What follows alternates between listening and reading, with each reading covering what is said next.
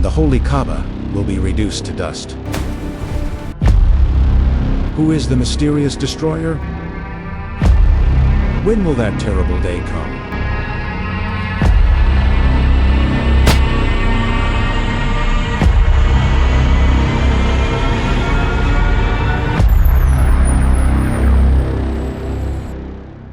Have you ever contemplated that the sacred structure toward which you turn in prostration every day might one day cease to exist in its physical form? This is not a work of fiction or a myth.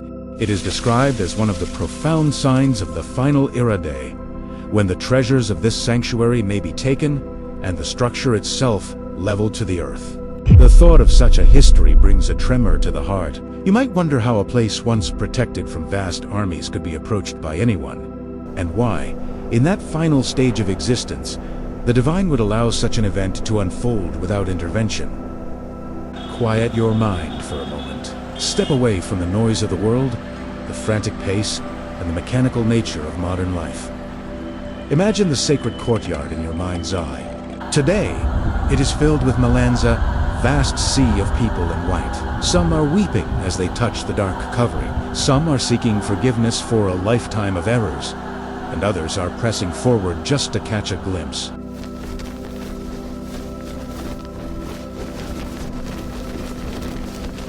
This place is the heartbeat of many. From every corner of the globe, people travel just to see this simple, square structure. The circumambulation continues 24 hours a day, looking like a rhythmic white wave from above.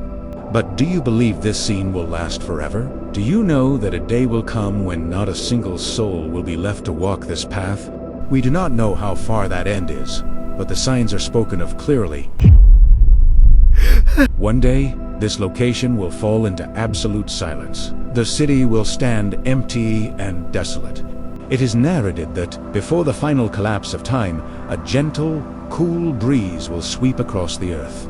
This wind will be so soft and serene that every person with even a grain of faith in their heart will pass away peacefully upon its touch.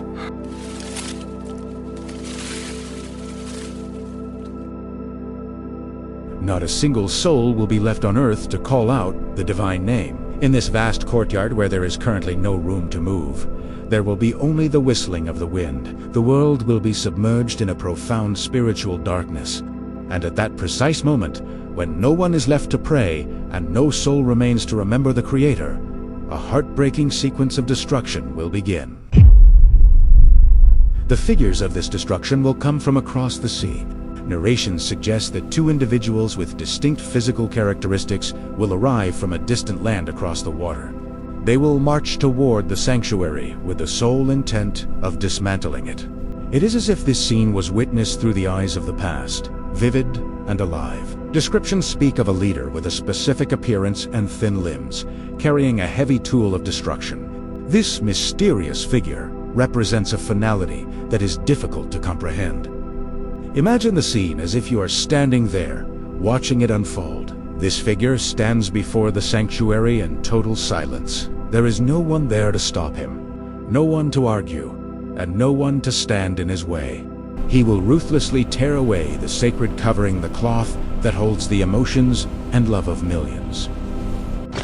The veil of the sanctuary will fall into the dust. Then, with a heavy instrument, he will begin to strike the ancient walls. He will break the stones one by one, the bricks one after another.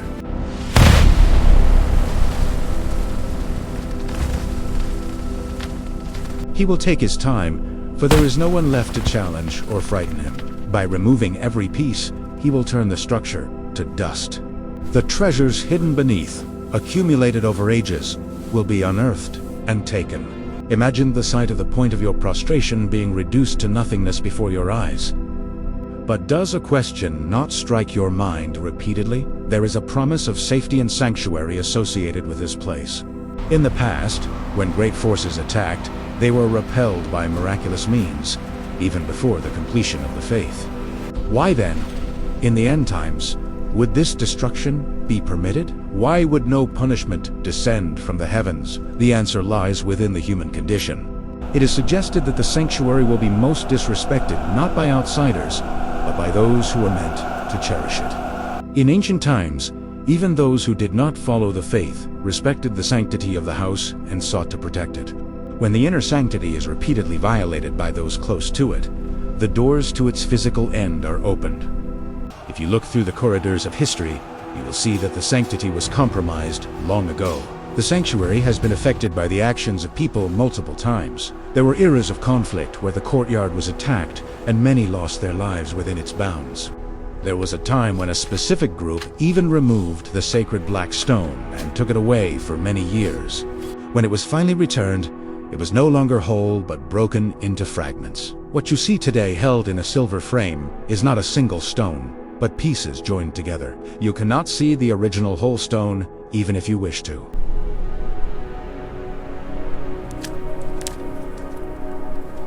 When people themselves began to spill blood and disregard the holiness of the space, the path was cleared for the divine protection to be lifted. We are warned to make the pilgrimage and perform the prayers as much as possible before the time comes when we are prevented from doing so.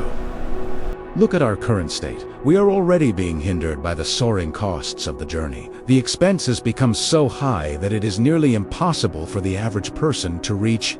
The cost for a family to visit for a minor pilgrimage has reached staggering amounts. The house of the divine is moving out of the reach of the common person. Perhaps this is how we are slowly being distanced from it. We are lost in the competition of the world, forgetting the heart. We are so busy increasing our wealth and status that we have no time for the obligations of faith. We think we will go in old age, but who can guarantee tomorrow's sunrise? Our pride and worldly attachments weaken our spirit every day. We build grand structures of stone, but we destroy the sanctity of the sanctuary within our own hearts. Where does this event sit on the timeline of the end?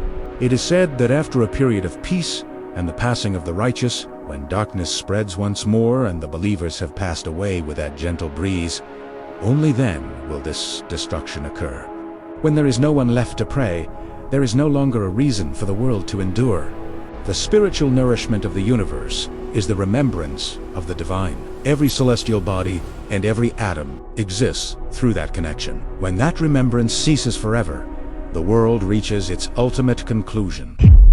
Consider this: the sanctuary is more than just a building of stone. It is a focal point. No matter where you are in the world, you turn toward this single point. However, scholars note a vital truth. Even if the structure is destroyed, the sanctity of the location remains. Prayer does not depend on a physical building of bricks. The sanctuary is a specific space that extends from the earth to the heavens. Even if you are in a high place, you do not bow downward. You simply face that direction. Thus, that direction remains the focal point for believers forever.